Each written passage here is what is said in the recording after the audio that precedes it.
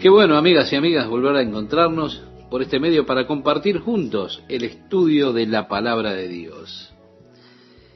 Seguimos con esta carta del apóstol Pablo a Filemón. En el pasaje que mencionaba Esteban nos dice: te ruego por mi hijo Onésimo, a quien engendré en mis prisiones. Bien, en el texto griego la palabra Onésimo está al final de esta oración. Así que diría textualmente: te ruego por mi hijo, a quien engendré en mis prisiones, Onésimo. Ahora, Onésimo probablemente era un nombre que tenía o que promovía una gran reacción en el corazón y en la mente de Filemón. Onésimo había sido su esclavo y él evidentemente había robado un dinero antes de huir. Por eso Filemón quizá estaba muy molesto por eso. ¿Cómo lo estaría usted, estimado oyente, si alguien que está dentro de su grupo familiar, alguien que usted tiene como persona de confianza, en determinado momento le roba dinero y se manda a mudar, se va? Bueno, cuando estuvimos viviendo nosotros en Huntington Beach, había un hombre que vino a vernos y necesitaba ayuda, y nuestros corazones se conmovieron por él. Bueno, nosotros arreglamos un lugar para que él se quedara, lo alimentamos, lo cuidamos, le dimos algo de dinero. Un día llegamos a casa y descubrimos que él se había ido, pero también se habían ido mis herramientas que me faltaban. Ahora, por varios meses usted me mencionaba el nombre de este personaje y a mí me hervía la sangre. Quiero decir, me hubiera encantado encontrarlo nuevamente. Nosotros le mostramos toda nuestra amabilidad y aún así nos pagó con mal. Amigo, ¿qué quiere que le diga? Sí, Filemón probablemente tenía esta misma reacción cada vez que sentía el nombre Onésimo. Si yo pudiera poner mis manos sobre él. Pablo es cuidadoso de no mencionar su nombre al comienzo de la frase. Él puso: te ruego por mi hijo, a quien engendré en mis prisiones, Onésimo. Y así amortigua un poco la mención del nombre, indicando que hubo un cambio en aquella persona, ese cambio que siempre ocurre cuando uno llega a conocer a Jesucristo como Salvador de su vida y el poder de Jesucristo en la vida de uno. Pablo entonces continúa hablando del cambio que ocurrió en la vida de Onésimo y lo llama su hijo engendrado, decía Pablo, en mis prisiones, el cual en otro tiempo te fue inútil, pero ahora a ti y a mí nos es útil. Pablo le está diciendo: te ruego por este joven, sé que él fue poco provechoso para ti, ya sé lo que hizo, pero él ahora cambió. Y ahora él para mí es muy útil y también para ti. Y le dice: el cual vuelvo a enviarte. Tú pues recíbele como a mí mismo. Es decir, tú sabes, él es parte de mí. Él es parte de mi corazón. Yo quisiera retenerle conmigo, decía Pablo, para que en lugar tuyo me sirviese en mis prisiones por el Evangelio. Es decir, yo sé, Filemón, que tú querrías estar aquí conmigo ayudándome en estas prisiones. Pablo todavía tenía una gran tarea que realizar, pero él mandaba estos encargues. Él estaba encadenado a un guardia romano, pero los tenía allí escribiendo cartas para él. Sí, tenía a aquellos que escribían cartas, los enviaba en misiones con distintos encargues, distintos recados. Él dice: yo sé que Filemón, tú quisieras estar conmigo para ayudarme en esta condición que estoy. Yo sé, pero ahora Onésimo te está representando a ti, haciendo la obra que a ti te gustaría hacer por mí mientras estoy preso. Bueno, Onésimo, siendo un esclavo, por supuesto, tenía esa parte miserable de la vida de un esclavo.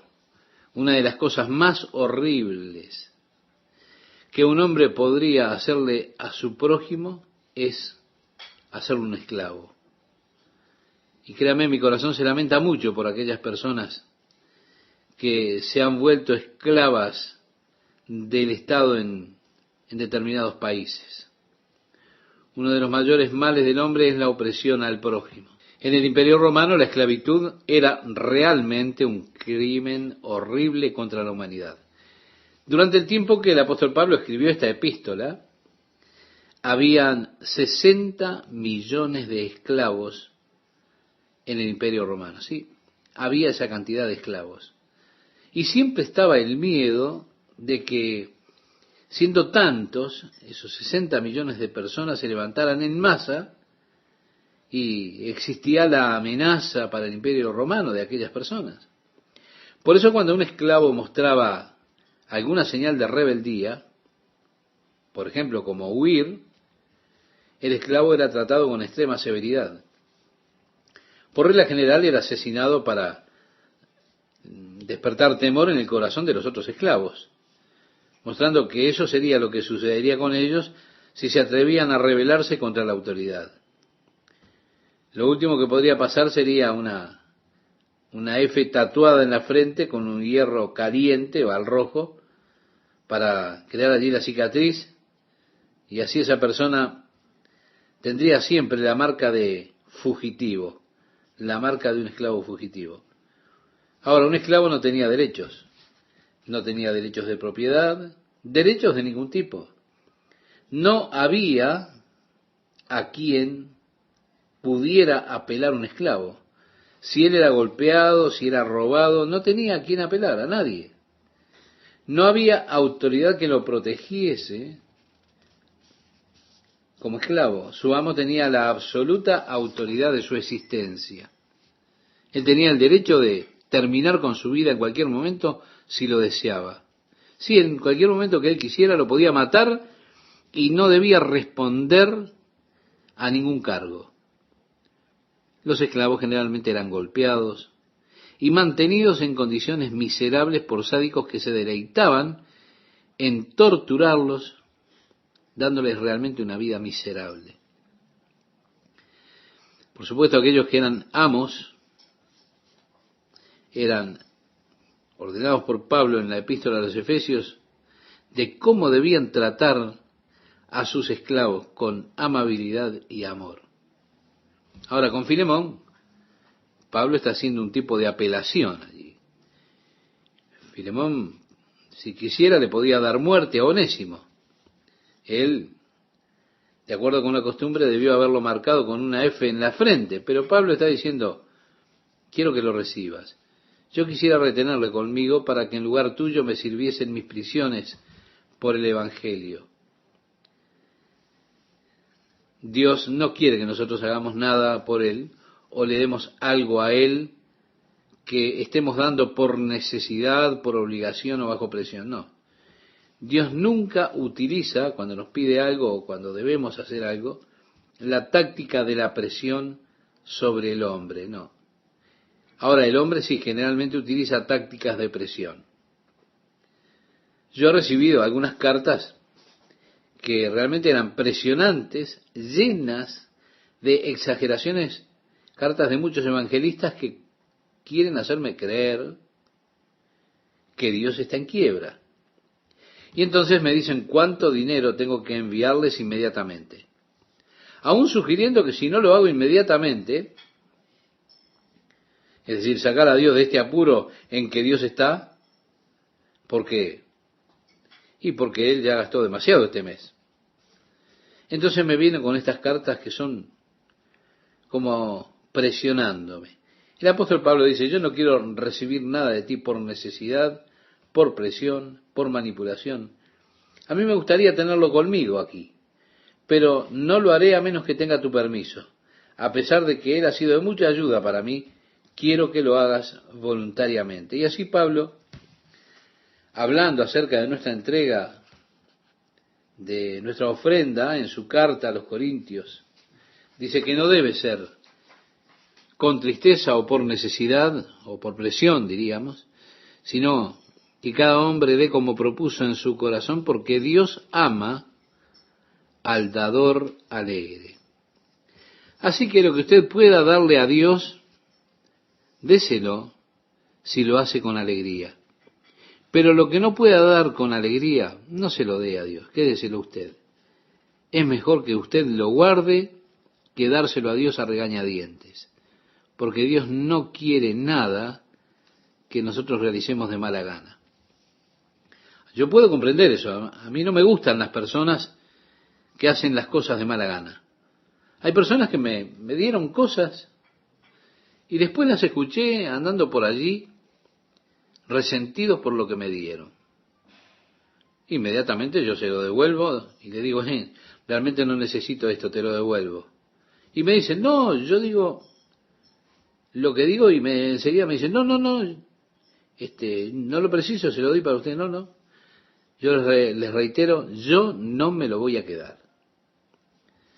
Y así uno no quiere que las personas se quejen. Si ellos quieren dar algo porque lo aman a usted, grandioso.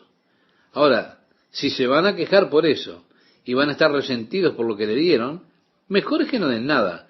Yo no quiero nada que una persona me dé sintiendo remordimiento después por habérmelo dado.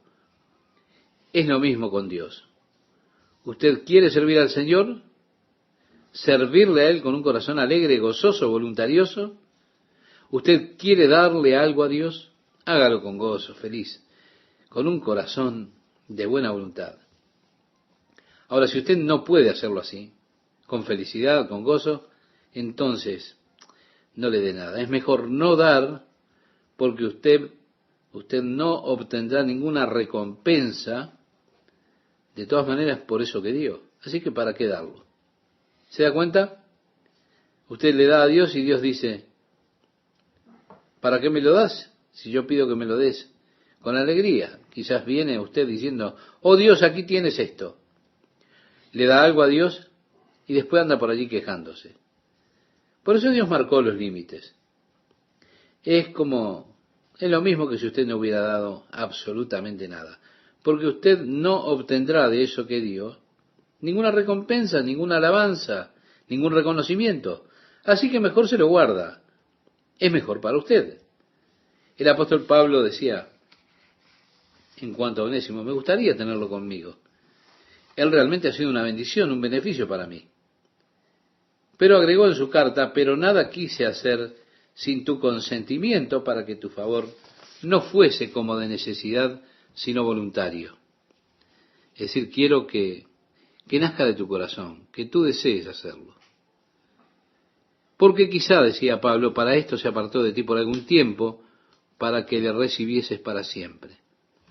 Nosotros no sabemos lo que Dios está obrando muchas veces en nuestras vidas cuando nos sentimos desilusionados. Piense cuando Onésimo tomó el dinero y se fue, Filemón sin duda quedó muy molesto. Quizá él decía, ¿por qué Dios permitió que me robara de esa forma y se fuera? ¿Por qué Dios permitió que sucediera eso? Ahora Pablo dice, mira, tal vez todo esto es parte del plan de Dios para que Onésimo llegara al Evangelio de Jesucristo. Tal vez tú lo perdiste por un tiempo para poder ganarlo para siempre. Porque fue mientras él estuvo en Roma que llegó a conocer a Jesucristo. Y ahora él es un hermano en Cristo, un hermano eterno en Cristo. Así que por un momento lo perdiste, pero ahora lo has ganado para siempre. Ahora eres tu hermano eterno en el lazo de Jesucristo. Qué interesante, ¿verdad? Ahora, durante la revolución hippie, miles y miles de jóvenes dejaron sus hogares. Los padres estaban molestos, alterados, dolidos de que sus hijos habían huido de sus hogares. Bueno, muchos de ellos, en su búsqueda, encontraron a Jesucristo como respuesta a la búsqueda de su vida.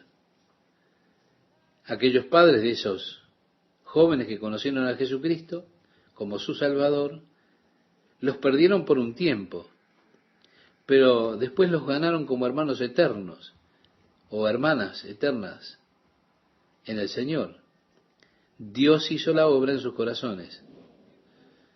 A veces un esposo, una esposa se va y hay tanto dolor, tanta aflicción, Pero espere, usted no sabe cómo está obrando Dios. Usted no sabe. Pero tal vez ellos se van por un tiempo. Dios puede hacer su obra, que es una obra eterna en sus vidas, y arregla las cosas como Dios quiere que sean. Es importante para nosotros que aprendamos a comprometernos y a comprometer nuestros caminos al Señor. Cada situación. Que podamos decirle a Dios, bueno, Señor, tú tienes el control, mi vida te pertenece a ti. Y allí es donde entra la fe. Fíjese que si yo solamente pudiera creer en Dios, cuando puedo ver lo que Él está haciendo, cuando puedo comprender su obra, eso no es fe. No requiere nada de fe. Lo que necesita o lo que implica fe es tener la tranquilidad, la confianza en Dios cuando las cosas parecen que van totalmente en contra de uno. Muchas veces ellas parecen estar completamente en mi contra, como cuando Jacob dijo, todas las cosas están en mi contra. Ahora, ¿por qué dijo eso él? Lo dijo porque él no veía todo. Él dijo todas las cosas, pero estaba equivocado. Las cosas no estaban en su contra. Si él solo supiera la verdad. Algunos de los momentos más grandiosos, más felices de su vida, estaban allí a la mano. Piensa en aquel muchacho en Egipto, que parecía ser tan mezquino y duro. En realidad su hijo, José, a quien se le había arrebatado tantos años atrás, él pronto va a descubrir que su hijo está vivo y en poco tiempo estará abrazando a José nuevamente. Estamos hablando de Jacob. Sí, Jacob parecía que había perdido a su hijo en Egipto, cuando fue llevado a Egipto. Pero Jacob veía solo una parte y él clama consternado. Nosotros muchas veces, mirando solamente una parte del panorama, clamamos con consternación y decimos, todas las cosas están en mi contra. Oh, no, no, no, no. Déjeme decirle, usted no conoce, no vio todo el ciclo todavía. Usted no conoce toda la historia, porque usted no sabe lo que Dios está haciendo. Solamente espere, confíe en el Señor, descanse en Él, permita que Dios obre, y entonces usted verá que el plan de Dios era mucho más sabio que cualquier otra cosa que usted pudiera imaginar cuando usted vea que Él comienza a realizar esa obra eterna en los corazones y en la vida de sus amigos o en la vida de sus familiares. ¿Sí? Y así usted aprende a confiar en Dios completamente. Es tan importante que aprendamos a encomendar todas las cosas al Señor, incluso aquellas que parecen que están totalmente en contra nuestra. Por eso el fundamento de Pablo aquí es muy razonable. Mirando las consecuencias de la huida de Onésimo, ve que la consecuencia fue que Onésimo llegó a conocer a Jesucristo y se convirtió en un hermano en Cristo, un hermano con el cual ahora compartirá la eternidad junto a Pablo y junto a Filemón. El resultado final es que ahora él se ha vuelto una persona útil. Alguien que fue un inútil, ahora es una persona útil. Y así, dice Pablo, quiero que tú lo recibas. No ya como esclavo. Pablo le pide a Filemón que lo libere de la obligación de esclavo, sino como más que esclavo. Quiero que lo recibas como hermano amado, mayormente para mí, pero cuanto más para ti, tanto en la carne como en el Señor. ¿Qué tal, amigas, amigos? ¿Cómo están? Estamos nuevamente con ustedes compartiendo ya el final del estudio de esta preciosa carta del apóstol Pablo a Filemón. Decíamos en el programa anterior que el apóstol Pablo, al escribir en el texto griego, se lee: te ruego por mi hijo, a quien engendré en mis prisiones, Onésimo. Bien, Onésimo, probablemente su nombre generaba gran reacción en el corazón, en la mente de Filemón, como ya lo hemos notado. Onésimo había sido un esclavo que probablemente le robó dinero a Filemón y luego huyó. Por eso Filemón estaría muy molesto. Y Pablo tiene mucho cuidado de no mencionar el nombre de Onésimo al comienzo de la frase, sino que lo pone al final. Te ruego por mi hijo, a quien engendré en mis prisiones, Onésimo. Amortiguando así el nombre o la reacción, indicando que allí, por supuesto, hubo un cambio en este hombre Onésimo, ese cambio que se produce cuando uno llega a conocer el poder de Jesucristo en la vida. Y Pablo continúa hablando de ese cambio que ocurrió en la vida de Onésimo. También lo llama su hijo engendrado en mis prisiones, decía el apóstol, el cual en otro tiempo te fue inútil, pero ahora a ti y a mí nos es útil, el cual vuelvo a enviarte. Tú pues recíbele como a mí mismo. Le dice Pablo: él es parte de mí, es parte de mi corazón, lo tengo en mi corazón. Yo quisiera retenerle conmigo para que en lugar tuyo me sirviese en mis prisiones por el Evangelio. Pablo le dice en otras palabras: yo sé, Filemón, que tú quisieras estar conmigo aquí para ayudarme mientras tengo que pasar por esta prisión. Y entonces Pablo le dice: quiero que lo recibas. Yo lo hubiera retenido conmigo, pero sin tu permiso yo no haré nada. Es que Dios no quiere que nosotros hagamos nada por Él o le demos algo a Él que sea bajo presión. Y Pablo no quiere hacer nada tampoco con Filemón que le signifique una presión. Mi amigo, si usted quiere servir al Señor, sírvale con un corazón alegre, lleno de gozo, de buena voluntad. Si usted quiere ofrendarle algo a Dios, hágalo con gozo, con felicidad. Si usted no puede ofrendar para Dios con un corazón feliz, gozoso, entonces no dé nada, porque es mejor no dar. De todas maneras, usted no obtendrá ninguna recompensa, ningún reconocimiento de Dios de todas maneras. ¿Se da cuenta?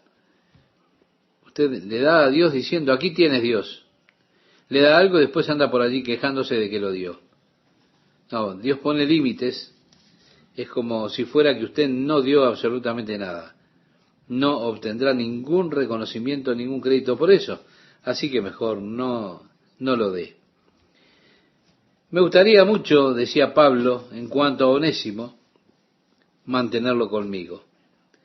Él realmente para mí ha sido una bendición, ha sido un beneficio. Y al hablar con Filemón le dice: pero nada quise hacer sin tu consentimiento, para que tu favor no fuese como de necesidad, sino voluntario. Es decir, quiero que nazca de tu corazón, que tú quieras hacerlo. Y agregó: porque quizá para esto se apartó de ti por algún tiempo, para que le recibieses para siempre. Nosotros mencionábamos que no sabemos lo que Dios está obrando muchas veces en nuestras vidas, cuando llegan esos momentos en que nos sentimos desilusionados. Así como ocurrió con Filemón cuando Onésimo tomó el dinero y se fue. Sin duda Filemón estaría muy molesto. Quizá él decía: ¿por qué Dios permitió que me robara de esa forma y se mandara a mudarse fuera? ¿Por qué Dios permitió que sucediera eso? Bueno, Pablo dice: mira, tal vez todo esto es parte del plan de Dios para que Onésimo llegara al Evangelio de Jesucristo. Tal vez tú lo perdiste por un tiempo para poder ganarlo para siempre. Porque, fíjese, fue mientras el apóstol Pablo estuvo en la prisión de Roma que Onésimo llega a conocer a Jesucristo. Sí, él es un hermano en Cristo, un hermano eterno en el Señor. Así que, por un momento tú lo perdiste, pero ahora lo has ganado para siempre. Es importante que aprendamos a comprometer nuestros caminos con el Señor. Cada situación, cada cosa que llegue a nuestra vida, que podamos decirle a Dios, bueno, Señor, tú tienes el control de todo. Mi vida te pertenece a ti. Y allí es donde entra la fe. Si nosotros pudiéramos creer en Dios solamente cuando vemos lo que Dios está haciendo, cuando podemos entender, comprender su obra, bueno, eso no es fe, no se necesita fe para nada.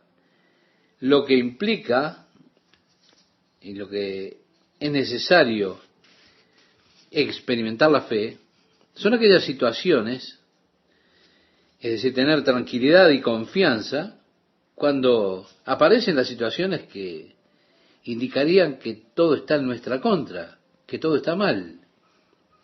Muchas veces parece que todo está completamente en contra nuestra, como le ocurrió a Jacob. Él decía, todas las cosas están en mi contra. Ahora, ¿por qué dijo eso él? Porque él no veía todo. Él dijo, todas las cosas están en mi contra, pero estaba equivocado. Las cosas no estaban en su contra. Ahora, si Jacob hubiera conocido toda la verdad, algunos de los momentos más grandiosos, más felices de su vida, se hubiera dado cuenta que estaban allí a la mano, a la vuelta de la esquina. Allá estaba aquel muchacho en Egipto. Parecía ser tan mezquino,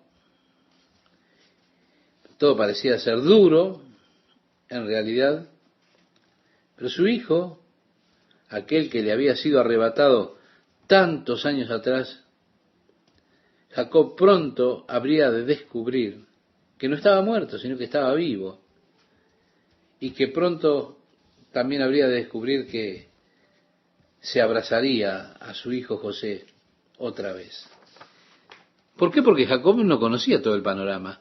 Él solo vio una parte y entonces clamó consternado. Nosotros muchas veces también, amigo oyente, amiga oyente, vemos solamente una parte de todo el panorama y clamamos desesperados. Y decimos, todas las cosas están en mi contra. No. Espere, usted no conoce todo el ciclo, no conoce toda la historia. Usted ni siquiera sabe lo que Dios está haciendo. Solamente espere, confíe en el Señor, descanse en Él y deje que Dios obre. Entonces usted verá que el plan de Dios era mucho más sabio que cualquier otra cosa que usted pudiera imaginar cuando Dios comience a realizar esa obra eterna en los corazones, en la vida de sus amigos, sí, en sus propios corazones y vidas, mientras usted aprende a confiar en Él completamente. Créame, es tan importante que aprendamos a encomendar todas las cosas al Señor, aun aquellas que parecen estar totalmente en contra nuestra. Por eso vemos que el fundamento de Pablo es muy razonable, porque él está mirando todo el panorama, las consecuencias de la huida de Onésimo. ¿Cuál fue la consecuencia? La consecuencia fue que Onésimo llegó a conocer a Jesucristo y se convirtió en un hermano en Cristo para compartir la eternidad ahora junto a Pablo y a Filemón. El resultado final fue que él se volvió una persona útil, Onésimo que antes era inútil. Por eso Pablo dice, así que quiero que tú lo recibas, no ya como esclavo, sino como más que esclavo. Le pide a Filemón que lo libere de esa obligación de esclavo y le dice, quiero que lo recibas como hermano amado, mayormente para mí, pero cuánto más para ti, tanto en la carne como en el Señor. Pablo le está pidiendo algo más que Filemón perdonara a Onésimo. Le está pidiendo un perdón total que incluya la esclavitud que una vez soportó. Quiero que lo recibas ya no como esclavo, más que un esclavo. Quiero que lo recibas como hermano amado, es decir, libéralo de la esclavitud. Y le dice, así que si me tienes por compañero, es decir, un colaborador tuyo, te pido, recíbele como a mí mismo. En otras palabras, que lo trates con la misma amabilidad con la que me tratarías a mí o con la amabilidad que ya me has tratado, con el mismo amor.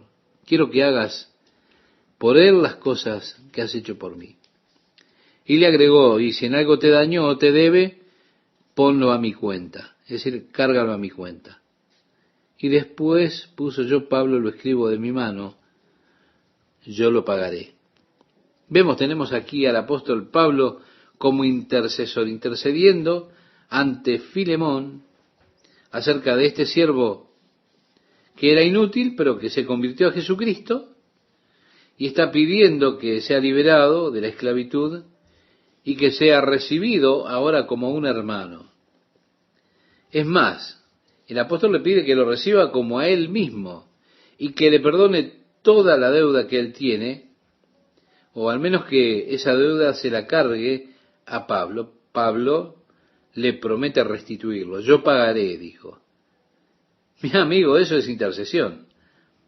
Ahora, la Biblia dice que Jesús es capaz de salvar perpetuamente a los que por él se acercan a Dios, viviendo siempre para interceder por ellos. Ya lo veremos cuando estudiemos el libro de Hebreos, en el capítulo 7, verso 25. El profeta Isaías profetizó que Jesús, el Mesías, intercedería por los transgresores. En el capítulo 8 de la carta que el apóstol Pablo le escribe a los romanos, hace una pregunta que es muy interesante. Dice, ¿quién es el que condenará? Cristo es el que murió. Más aún el que también resucitó, el que además está a la diestra de Dios, el que también intercede por nosotros. Usted puede buscarlo después en el capítulo 8 de la carta de Pablo a los romanos en el versículo 34. Sí, mi amigo, mi amiga, Jesús no lo está condenando a usted. No, no lo ha condenado a usted, no lo condenará. Es más, Jesús dijo, porque no envió Dios a su Hijo al mundo para condenar al mundo, sino para que el mundo sea salvo por él. En ese pasaje tan conocido del capítulo 3 del Evangelio de Juan, el versículo 17. Ahora, ¿quién es entonces el que condena? Jesucristo está intercediendo por usted. Así como Pablo intercedió por Onésimo, Jesús intercede por usted, diciendo, Padre, quiero que los recibas, ya no como pecadores, sino como aquellos que han sido lavados del pecado con mi sangre, como hermanos, como tus hijos eternos. Oh Padre, quiero que los trates así como me tratas a mí. Glorifícalos con esa gloria que tú me das a mí en los lugares celestiales. La bendición del Padre, la gracia, la bondad hacia nosotros como hijos de Dios. Y finalmente, si ellos te deben algo, ponlo a mi cuenta. Sí, mi amigo, mi amiga, todos nuestros pecados son cargados en Jesús. Toda nuestra culpa es cargada sobre Él. Dios cargó sobre Jesús las iniquidades de todos nosotros. Fue Él que dijo, si ellos te deben algo, ponlo en mi cuenta, en otras palabras. Yo lo pagaré, porque Jesús pagó todo. Bien, canta un himno, todo lo debo a Él. A mí me encanta el último verso de esta canción. Y cuando ante el trono estoy en Él completo, Jesús murió para salvar mi alma. Mis labios aún repetirán, Jesús todo lo pagó. Todo lo debo a Él. Sí, mi amigo, dice, el pecado dejó una mancha carmesí, pero Él la lavó blanco como la nieve. En su intercesión por usted y por mí, Él está pidiendo que nosotros recibamos con Él el honor y la gloria de su reino eterno. Que toda nuestra culpa sea transferida a su cuenta. Toda nuestra deuda, Él la ha aceptado la responsabilidad de ella. Así que Pablo dice, yo Pablo lo escribo de mi mano, yo lo pagaré, por no decirte que aún tú mismo te me debes también. Evidentemente, Filemón era uno de los convertidos durante el ministerio del apóstol Pablo. Pablo tuvo la oportunidad de compartir con Filemón el glorioso evangelio de Jesucristo. Así que él le debía a Pablo su conversión, el regalo de la vida eterna que él tenía, porque Pablo fue el instrumento de Dios, el que Dios utilizó para llevarlo a Filemón al conocimiento de Jesucristo. Por eso le dice, así que si él te debe algo, ponlo en mi cuenta. Sin embargo, quiero recordarte algo, que tú me debes un poco. ¿Sabes? Incluso tu vida, le dice en otras palabras. Sí, hermano, tenga yo algún provecho de ti en el Señor, conforta mi corazón en el Señor. En otras versiones encontramos que dice, conforta mis entrañas. Bueno, para nuestra cultura moderna es difícil comprender por qué diría Pablo una cosa así, pero tenemos que darnos cuenta que estamos tratando con una cultura diferente, conceptos diferentes de culturas diferentes.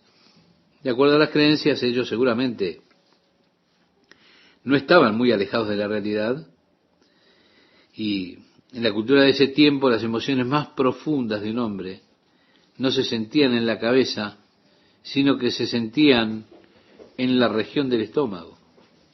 Cuando la aflicción es muy profunda, sí, se sentía en el área del estómago en lugar de sentirlo en la cabeza.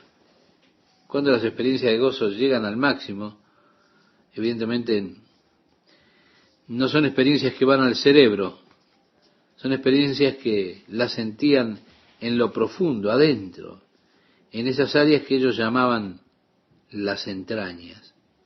Y así se nos dice que tengas entrañas de compasión, entrañas de misericordia. Y Pablo está hablando acerca de ese gozo supremo, de la clase de gozo más profundo. Y esta es la clase de gozo que yo quiero que sienta en el área más profunda del alma. Ahora, mi amigo, ¿usted alguna vez ha experimentado alguna emoción tan profunda que sintió como que se agarraba fuertemente de su estómago? Déjeme decirle algo más. ¿Nunca se rió tan fuerte al punto de tomarse el estómago? ¿Se da cuenta? Debido a eso ellos pensaban que en esa región del estómago era el área de las entrañas, de mayor gozo, de risa y de todo lo demás. Sí, cuando usted se ríe muchísimo, mi amigo, le duelen los costados, le duelen el estómago. Cuando uno se ríe mucho, no le duele la cabeza.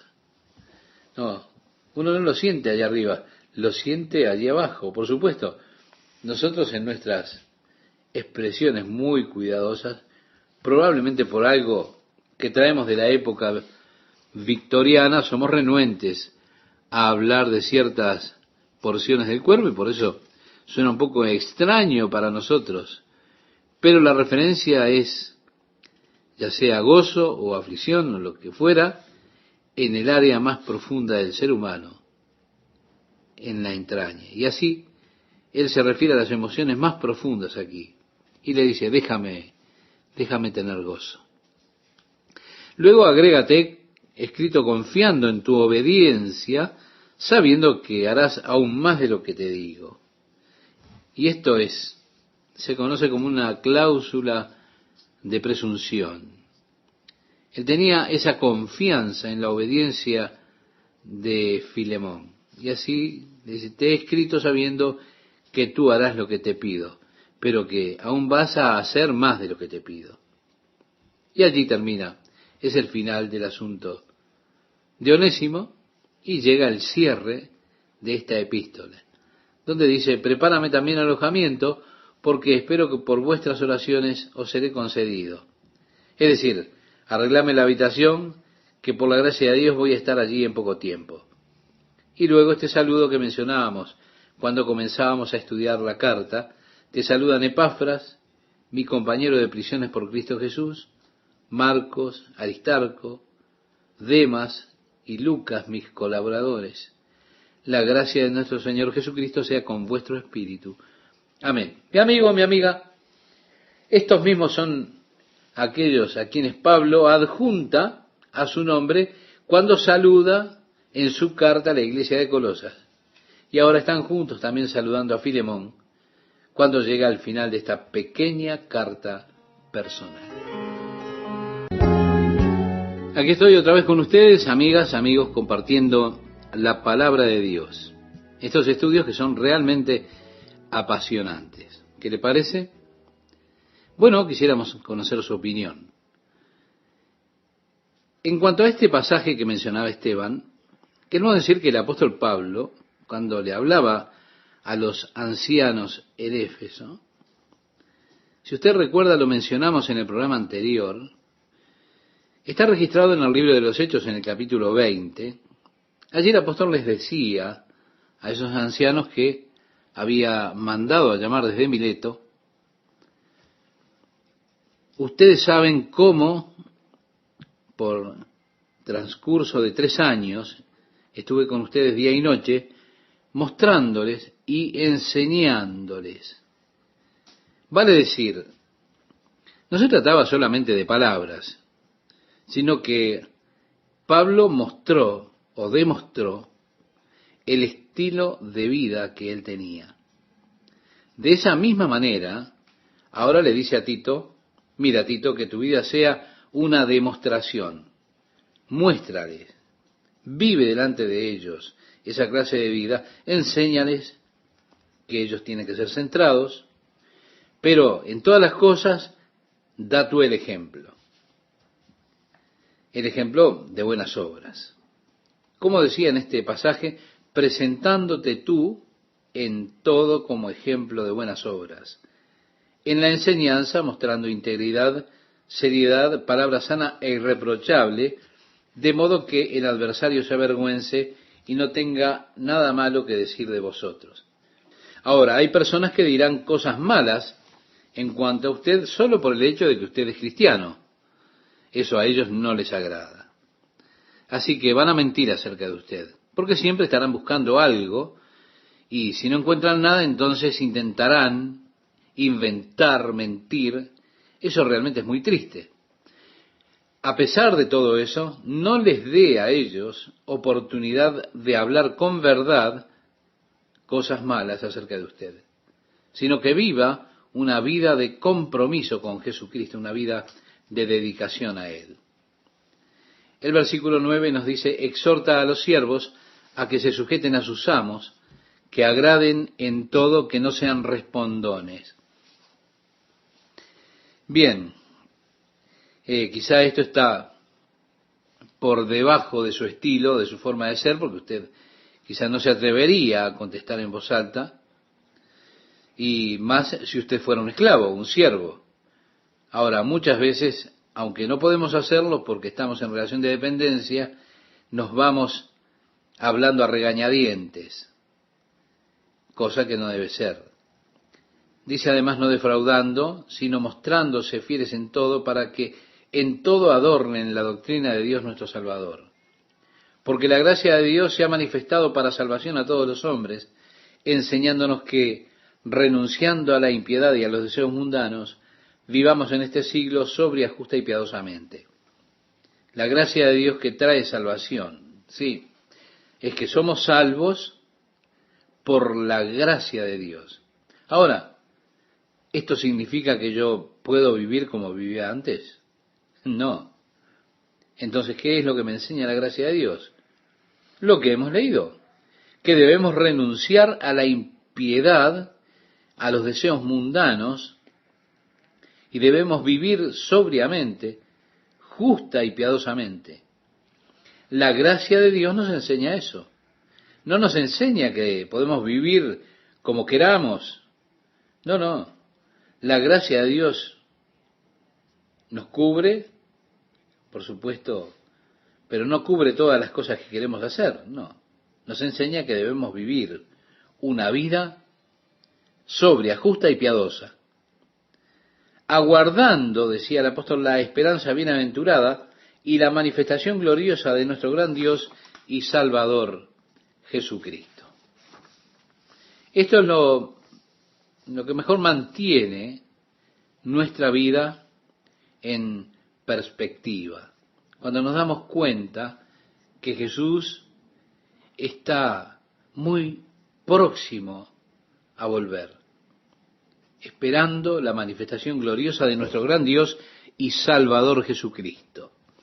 El apóstol Juan decía en su primera epístola, en el capítulo 3, versículos 2 y 3, amados, ahora somos hijos de Dios, y aún no se ha manifestado lo que hemos de ser, pero sabemos que cuando Él se manifieste, seremos semejantes a Él porque le veremos tal como Él es. Y todo aquel que tiene esta esperanza en Él, se purifica a sí mismo, así como Él es puro. Mi amigo, es que es una enseñanza purificadora. El hecho de saber que Jesús regresará en cualquier momento es una esperanza purificadora. Así que vivan justa y piadosamente. En la carta de Judas, el mensaje central está en el versículo 21, cuando Judas dice, guárdense a ustedes mismos en el amor de Dios.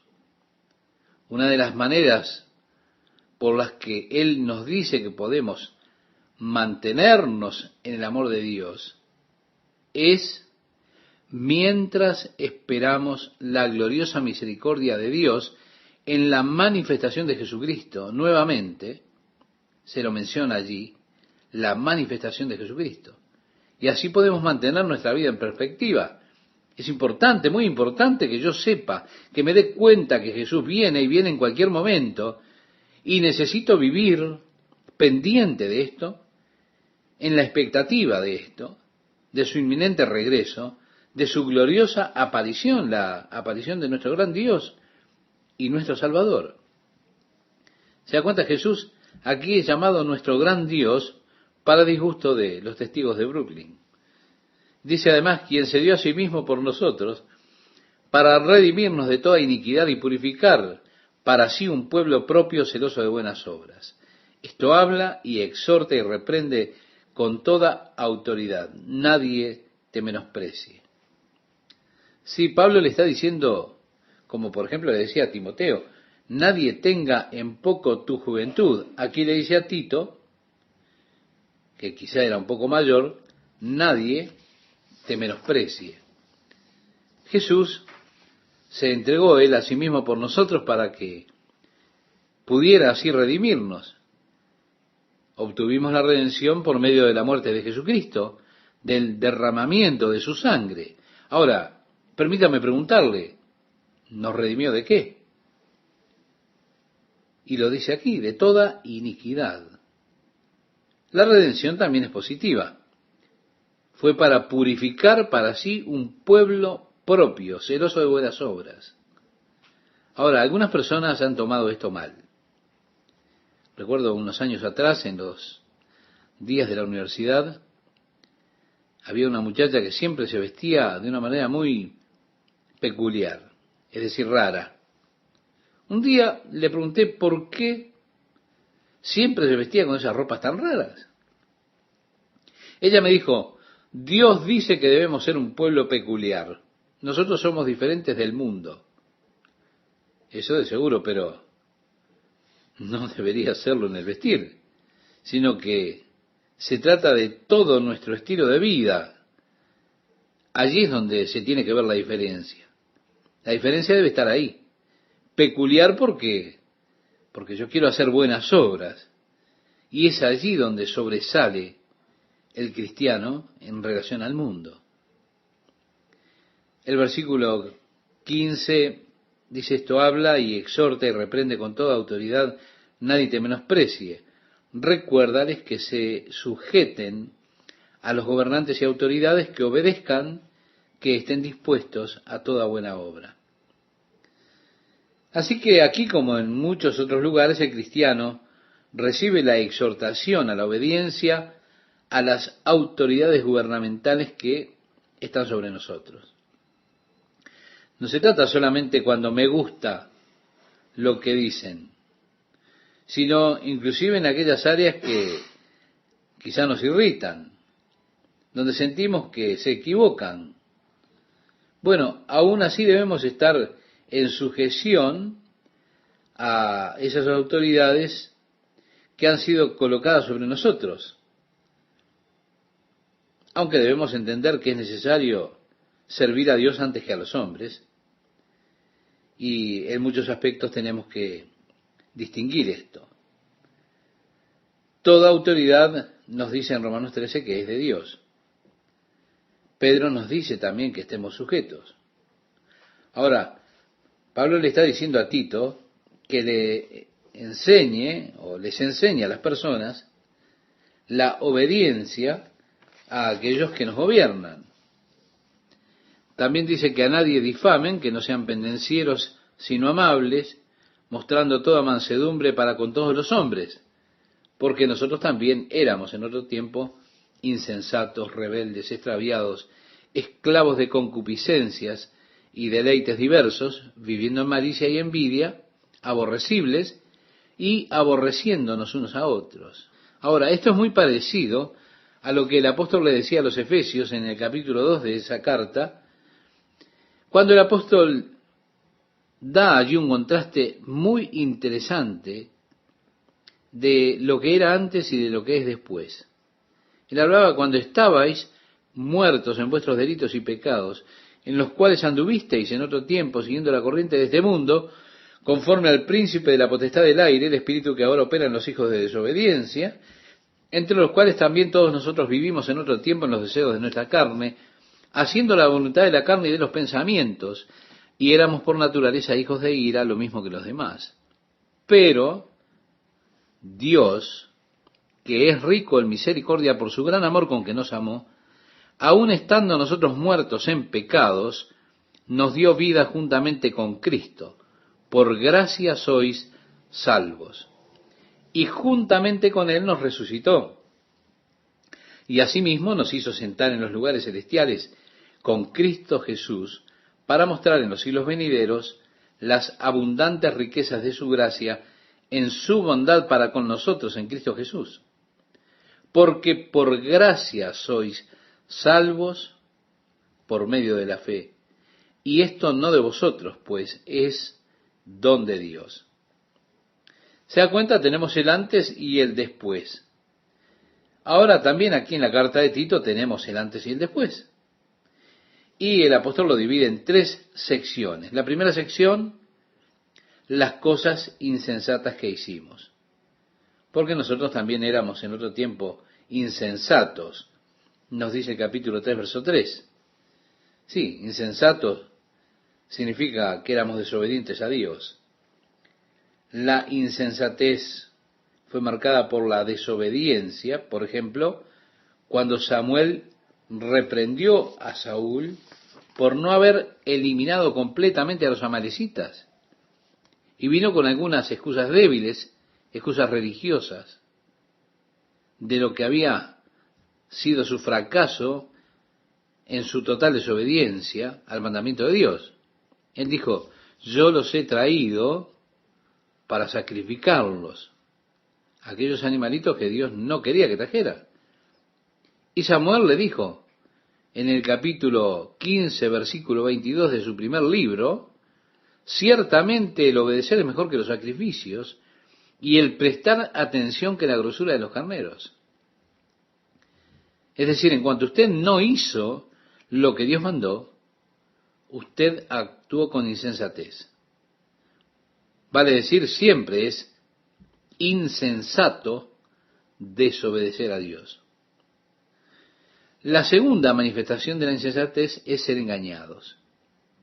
Ahora, qué engañoso es el pecado. Si usted recuerda a Sansón, después que le cortaron el cabello, porque Dalila descubrió, o Sansón le descubrió a Dalila el secreto, Dalila dijo: Sansón, los filisteos sobre ti. Y Sansón dijo: saltaré como lo hice antes sobre ellos. Pero Sansón no sabía que el Espíritu de Dios se había apartado de él. Vale decir, Sansón fue engañado en sus propias capacidades, su propia fortaleza. Y una persona que es engañada acerca de la verdad de su condición es insensata. La segunda categoría está bajo la categoría de esclavos.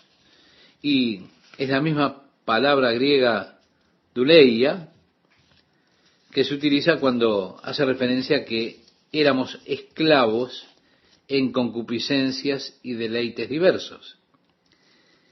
Es que resulta extremadamente fácil para el hombre ser un esclavo de sus deleites, de sus deseos de beber alcohol, de sus deseos de sexo, de todos esos placeres que ellos persiguen y se vuelven expertos en esos placeres, y esos placeres son tiranos que gobiernan sobre ellos.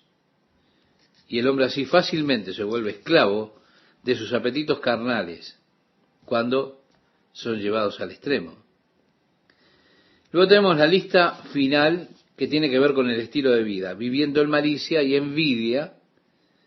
El mundo que está a nuestro alrededor, decía Santiago, ¿de dónde provienen las luchas y las guerras entre ustedes?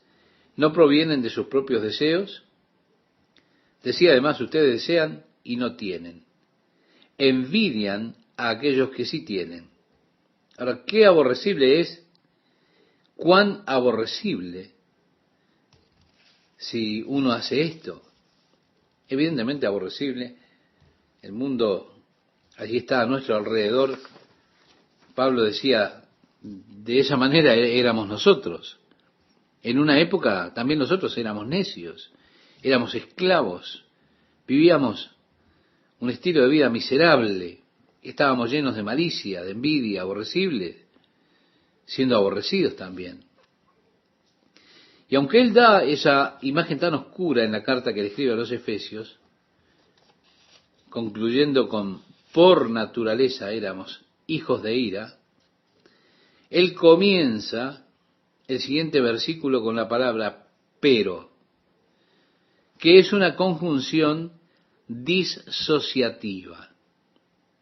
Aquí estoy yo, en este estado miserable, sin esperanza, perdido, separado de Dios, debido a mi estilo de vida, a que camino o ando en la carne, negando las cosas del Espíritu, pero Dios amó al hombre en ese estado miserable. Y el amor de Dios lo conquistó. Dice Pablo, pero Dios, que es rico en misericordia, por la cual nos amó. Y aquí menciona nuevamente estas cosas. Cuando se manifestó la bondad de Dios nuestro Salvador y su amor para con los hombres. Sí, el hombre estaba en esa terrible condición, pero aún así Dios lo amó. Y a su tiempo el amor de Dios se manifestó. La bondad de Dios fue manifestada al hombre en ese estado sin esperanza, sin ninguna posibilidad. Vemos, está ese contraste de ideas, el hombre en su estado miserable, en su caída miserable, y Dios en su estado glorioso de amor, deseando redimir al perdido, al hombre miserable. Y así luego se manifestó la bondad y el amor de Dios hacia el hombre. Y dice Pablo, escribiéndole a Tito en el capítulo 3, verso 5, nos salvó, no por obras de justicia que nosotros hubiéramos hecho, sino por su misericordia. Escribiéndole a los Efesios mencionábamos hace poco lo que el apóstol Pablo les decía en el capítulo 2, versos 8 y 9. Porque por gracia sois salvos por medio de la fe, y esto no de vosotros, pues es don de Dios, no por obras para que nadie se gloríe. Y aquí, escribiendo a Tito, él declara que no fuimos salvos por nuestras obras de justicia. No. no por esas obras que hicimos. No, eso no salva a nadie. Nuestras obras de justicia nunca pueden salvarnos. Hay una sola obra que nos puede salvar, y esa obra es la obra de Jesucristo, no la nuestra. Cuando ellos un día fueron a Jesús, le dijeron, ¿qué debemos hacer para hacer las obras del Padre? Jesús dijo, esta es la obra del Padre, que crean en aquel que Él ha enviado. Así podemos leer el Evangelio de Juan, capítulo 6, versículos 28 y 29, si usted desea leerlo después para cotejarlo. Es que la única obra que le puede dar a usted redención es la obra de Jesucristo sobre la cruz. Sí, hay solo una obra que usted puede hacer para salvar su alma de la condenación que usted merece. Si acaso se le puede llamar a eso obra, lo único que usted puede hacer es creer en Jesucristo. Creyendo, Dios le concederá el perdón y la vida eterna. Oh, las profundidades de las riquezas de la misericordia y el amor hacia nosotros en Cristo Jesús. No por nuestras obras de justicia que hicimos, no, sino según su misericordia Dios nos salvó. Cuando usted va a Dios, bueno, nosotros decimos muchas veces, ¿no? Oh Dios, quiero justicia, justicia, Dios, quiero justicia. No, yo no voy así. No sé cómo lo hace usted. Yo cuando oro a Dios no le digo, Dios, quiero justicia. Yo cuando voy a Dios le digo, Dios, ten misericordia de mí, necesito tu misericordia. Yo merezco el juicio por ser desobediente y rebelde contra ti en mi vida pasada. Pero Dios, sé misericordioso conmigo. Y Él lo es porque me ama. Dios ha sido tan bueno y generoso conmigo, nos salvó, no por obras de justicia que nosotros hubiéramos hecho, sino por su misericordia.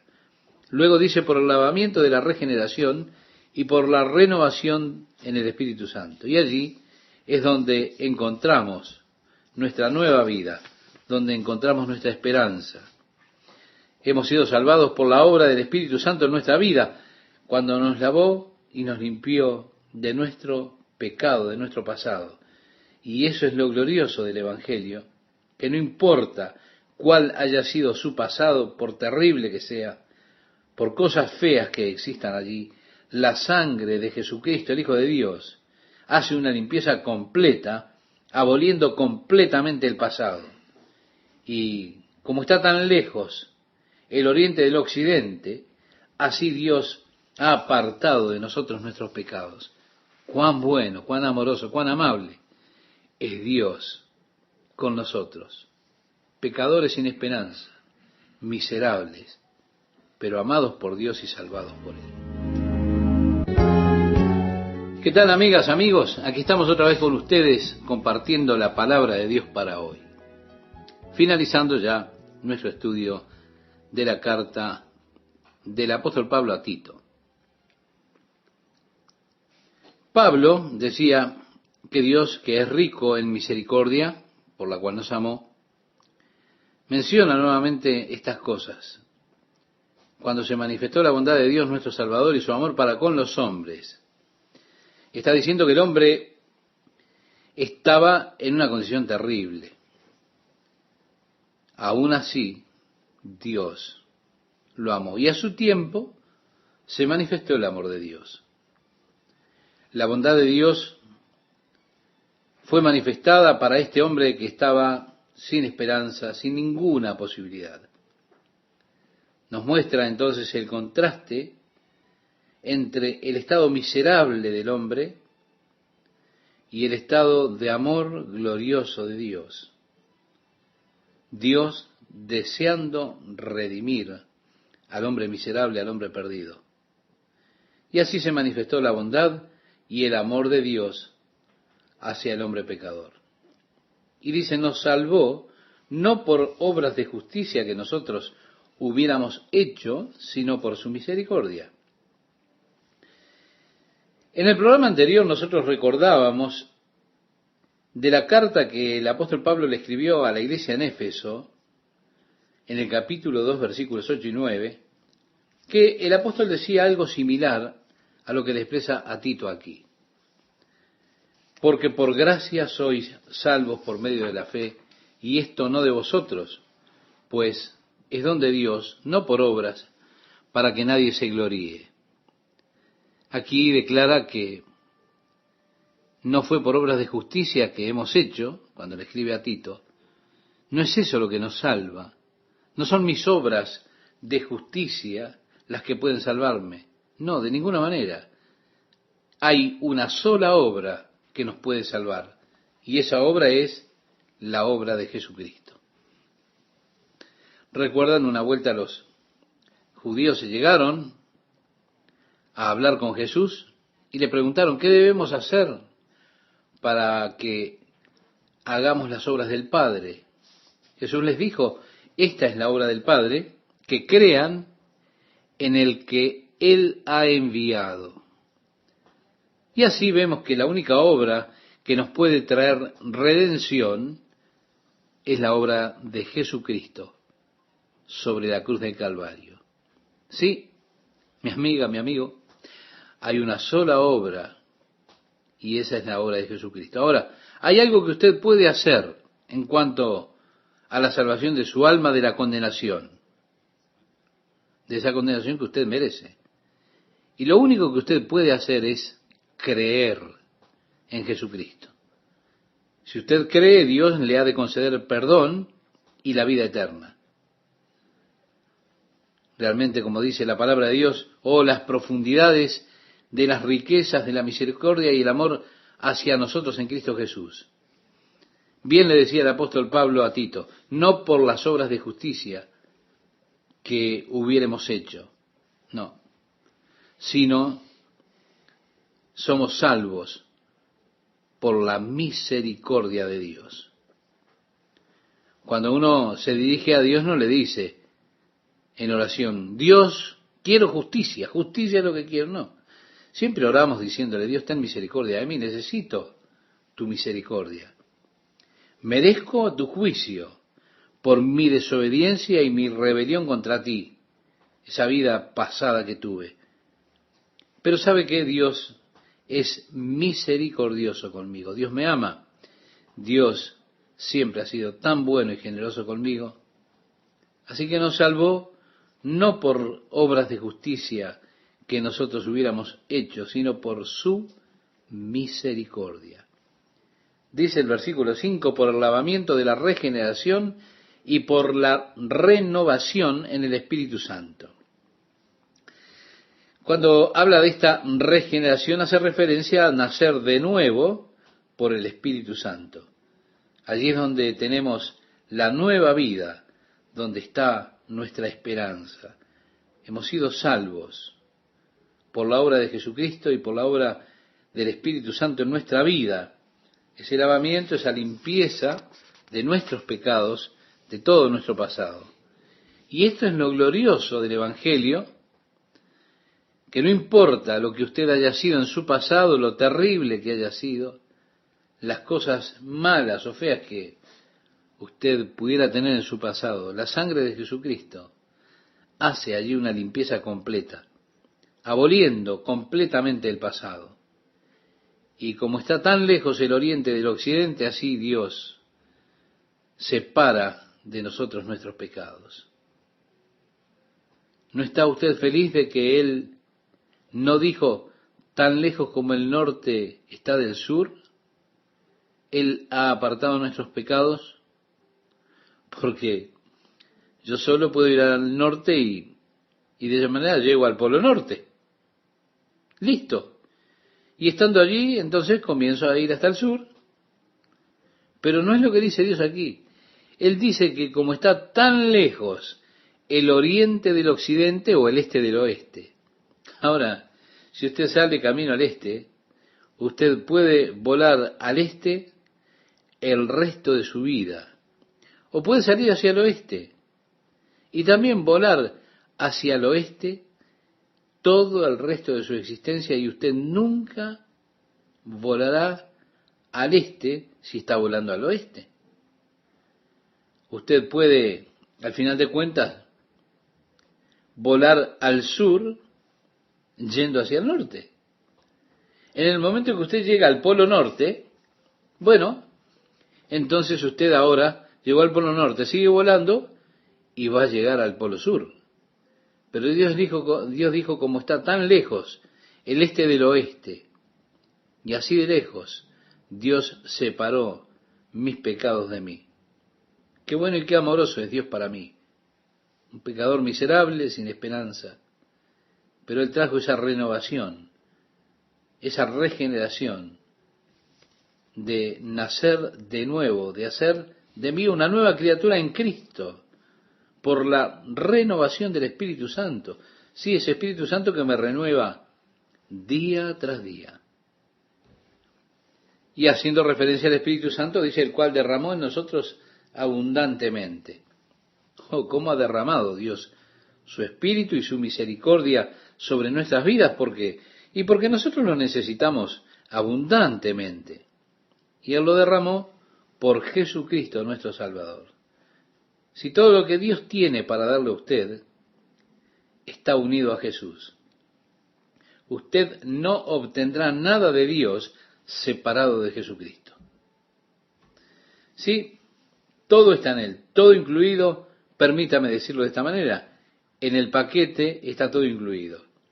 Esta es la promesa que Dios nos ha dado, vida eterna, y esa vida está en su Hijo. El que tiene al Hijo, decía Juan, tiene la vida.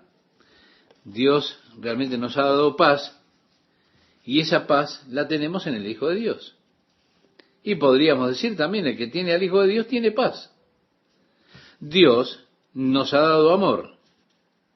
Y también podríamos decir, el que tiene al Hijo de Dios tiene amor. Dios nos ha dado gozo, y el que tiene al Hijo de Dios está lleno de gozo, porque todo está en Jesús. Dios no puede darle a usted nada separado de Jesús. Todo está unido a Él.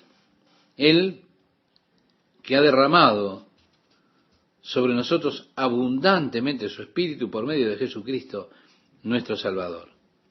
Para que, justificados por su gracia, dice ahora el apóstol, viniésemos a ser herederos conforme a la esperanza de la vida eterna. Por eso, habiendo sido justificados, es decir, declarados inocentes, declarados por Dios justos, y quiero notar que la palabra justificado es una declaración de nuestra completa inocencia. Ahora, ¿cómo es que Dios puede hacer eso cuando somos tan culpables? Y lo puede hacer porque toda nuestra culpa fue cargada sobre Jesucristo, y Él murió por nuestros pecados, por nuestras culpas. Así que el perdón de Dios hacia mí es un perdón total, de tal forma que mi pasado jamás será traído delante de mí por Dios. El apóstol Pablo decía en su carta a los Romanos, en el capítulo 8 de su carta, ¿quién acusará a los escogidos de Dios? ¿Quién puede venir y decir, no, este es un mentiroso, hizo esto, hizo aquello, es culpable de esto? Pablo dice, ¿quién acusará a los escogidos de Dios? Es Dios quien justifica. En otras palabras está diciendo, sepan esto, Dios no lo está acusando a él de ningún mal. Ahora lo opuesto, Dios lo ha declarado a usted totalmente inocente de todo cargo y lo ha justificado por medio de Jesucristo. Así que siendo justificados por su gracia, nosotros deberíamos ser hechos herederos. Y el efecto de esto es precisamente que ahora somos herederos de Dios, herederos del reino eterno de Dios. Las riquezas de la gloria del reino eterno de Dios son nuestras, son mías. Yo soy heredero de Dios. Si soy un hijo de Dios, y yo soy un hijo de Dios, entonces como hijo de Dios, soy heredero de Dios. Y juntamente heredero con Jesucristo. la gloriosa obra de la salvación de Dios. No solo me salvó de esa ira de Dios que se rebelará contra todo hombre injusto e impío, que tiene la verdad de Dios por injusticia. No solo me salvó, sino que además de salvado por la gloria de Dios, para experimentar la gloria de Dios por toda la eternidad como hijo de Dios y como un heredero de Dios, tengo esta bendición, esta esperanza, que tengo vida eterna por medio de Jesucristo y soy heredero de Dios. Escuche, si el mundo pudiese ofrecerle a usted el mundo entero con todo su brillo y todo lo demás, créame, mi amigo, sería algo artificial, sería basura comparado con lo que Dios le está ofreciendo a usted por medio de Jesucristo. Porque si todo el mundo fuera suyo, y la gloria de todos los reinos, y toda la grandeza del mundo, y toda la pompa, y las circunstancias, y la adulación, y las riquezas, dígame, ¿cuánto tiempo le duraría eso a usted? En otras palabras, ¿cuánto cree que va a vivir usted? ¿Cuántos años más vivirá usted aquí o estará aquí? Bueno, vamos a decir que usted va a vivir 100 años. Ahora, ¿qué es un periodo de 100 años comparado con la eternidad sin fin? Créame, Moisés hizo una sabia elección cuando escogió sufrir la aflicción con el pueblo de Dios antes que gozar de los placeres temporales de pecado, estimando el reproche de Cristo mayor que las riquezas de los tesoros de Egipto. Sí, sí, por gracia fuimos salvos, por gracia somos herederos, tenemos la esperanza de vida eterna. Bien dirá el apóstol Pablo ahora en el versículo 8, palabra fiel es esta, y en estas cosas quiero que insistas con firmeza para que los que creen en Dios procuren ocuparse en buenas obras. Estas cosas son buenas y útiles a los hombres.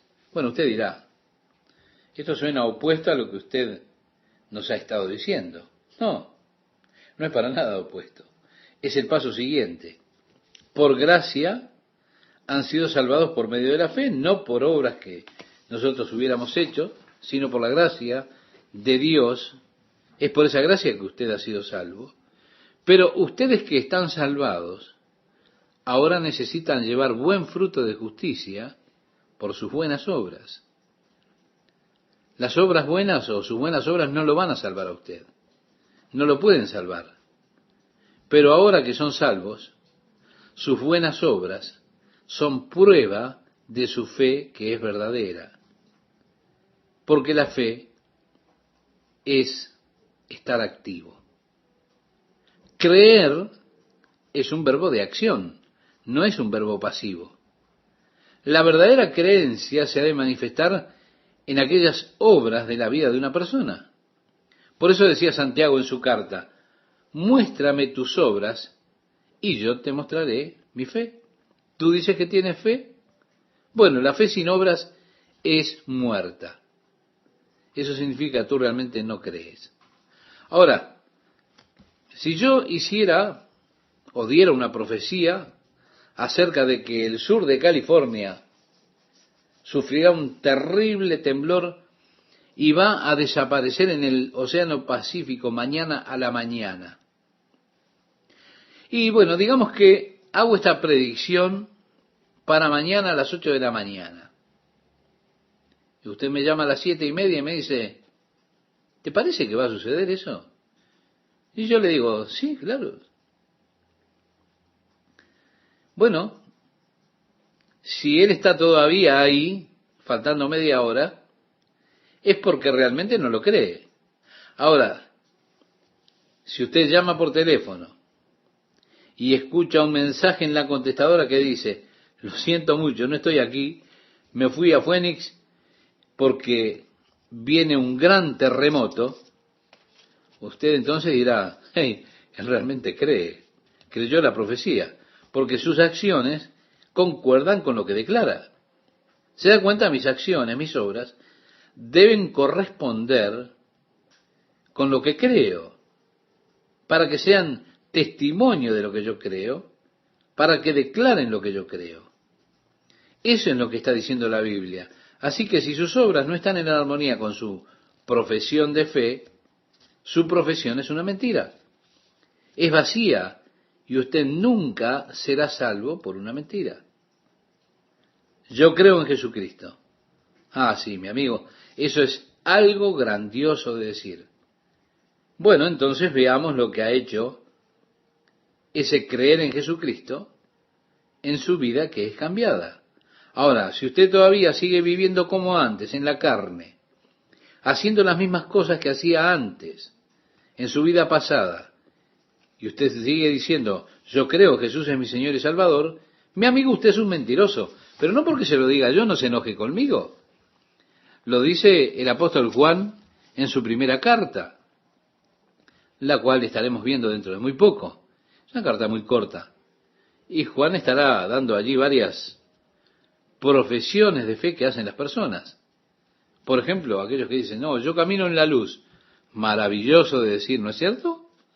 Ahora, si usted dice que camina en la luz y está caminando en la oscuridad, usted está mintiendo, no está diciendo la verdad. Ah, yo no estoy pecando. ¡Ey! Espere un momento. Si usted dice que no tiene pecado, hace a Dios mentiroso y la verdad no está en usted. Usted dice, yo habito en Cristo, qué glorioso. Sí, es glorioso que un hombre pueda decir, yo habito en Cristo. Es algo glorioso decir. Ahora, si usted dice eso, que está habitando en Él, que está viviendo en Cristo, ¿no le parece que usted, como dice la Biblia, debería andar como Jesús anduvo? Porque es lo que dice Juan. El que dice que está en Él debe andar como Él anduvo. Yo amo a Dios. Algo maravilloso decir. Pero además de decir, yo amo a Dios, pero odio a mi hermano. Entonces Juan dicen, y ustedes están equivocados. Están cometiendo un error. ¿Cómo pueden amar a Dios a quien no vieron y odiar a su hermano a quien ve? Que ha sido hecho a la imagen de Dios. Así que no se trata de lo que decimos. Son las obras que hacemos las que prueban lo que creemos, la fe que tenemos.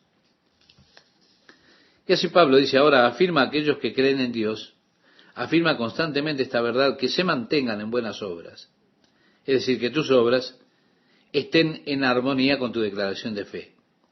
Pero evita las cuestiones necias y genealogías. Es que muchos ministros pueden volverse muy atrapantes en tantas cuestiones necias, las cuales muchas veces realmente no se plantean con un deseo honesto de respuesta. Hay allí una diferencia entre las cuestiones necias y las cuestiones honestas, las cuestiones serias. Y mi amigo, yo no tengo tiempo para cuestiones necias, cuestiones en las cuales las personas solo están tratando de plantear dudas en cuanto a las Escrituras, en cuanto a la Biblia. Y allí aparecen aquellos que dicen, ¿de dónde sacó Caín a su esposa? Mire, en principio, siempre sospecho de un hombre que está interesado en la esposa de otro. Así que se anda preguntando por la esposa de Caín, ya, a eso no me gusta. Evita las cuestiones necias y genealogías y contenciones y discusiones acerca de la ley porque son vanas y sin provecho. Mi amigo, son una pérdida de tiempo. Cada tanto uno se envuelve en eso, ¿se da cuenta? Algunos niños vienen y comienzan a hacer preguntas tratando de tener argumentos. Luego dice al hombre que causa divisiones después de una y otra amonestación, deséchalo. En otras palabras, si continúa después que usted lo amonestó un par de veces, bueno, deséchelo. Sí, amonéstelo un par de veces. Dele un par de oportunidades. Ahora, si eres un hereje y viene con alguna doctrina extraña, más bien dele un par de advertencias. Y si él no toma esas amonestaciones, entonces quítelo de el compañerismo, rechácelo. Dice, sabiendo que el tal se ha pervertido y peca y está condenado por su propio juicio. Él termina ahora, el apóstol, las epístolas con diferentes posiciones personales. Y aquí dice, cuando envié a ti, a Artemas y a Tíquico, cuando envíe a ti, a Artemas y a Tíquico, apresúrate a venir a mí en Nicópolis, porque allí he determinado pasar el invierno. Sí, él iba a enviar un alivio para Tito. Este alivio podía ser la ida de Artemas o de Tíquico, que irían a tomar la posición o el lugar de Tito, momentáneamente, allí en ese lugar, para que Tito pudiera venir a encontrarse con Pablo en Nicópolis, donde Pablo planificaba pasar el invierno. Después dice, a Zenas, intérprete de la ley, a Apolos, encamínales con solicitud. Apolos, ese gran e interesante hombre que ministró en Éfeso, después en Corinto, se volvió sin duda compañero de Pablo, y habrán tenido grandes momentos juntos porque eran conocedores de las escrituras hebreas, eran capaces de convencer a los hombres poderosamente por esas escrituras acerca de que Jesús es el Mesías. Así que él quería que Zenas, o a Zenas el intérprete, viniera y Apolos también que cuidara de ellos, de modo que no le faltara nada. Y aprendan también los nuestros a ocuparse en buenas obras para los casos de necesidad, para que no sean sin frutos. Todos los que están conmigo te saludan. Saluda a los que nos aman en la fe. La gracia sea con todos vosotros. Amén. Estimado oyente, esta carta de Pablo a Tito culmina así. Llegamos ahora a este libro que es uno de los libros más cortos, el más corto del Nuevo Testamento, la carta a Filemón. Pero hay allí lecciones gloriosas. La intercesión de Pablo, que nos da allí un pequeño panorama de la intercesión de Jesucristo por nosotros al estudiar este libro de Filemón, es algo realmente atractivo.